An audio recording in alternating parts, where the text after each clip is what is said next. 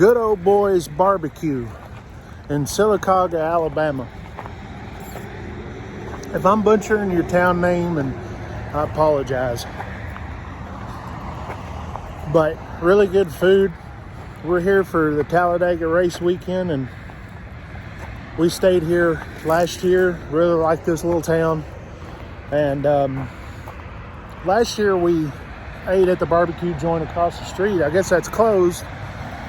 This is actually better anyway. So yeah, they're doing it good. So it's Fat Boy approved from Texas, okay?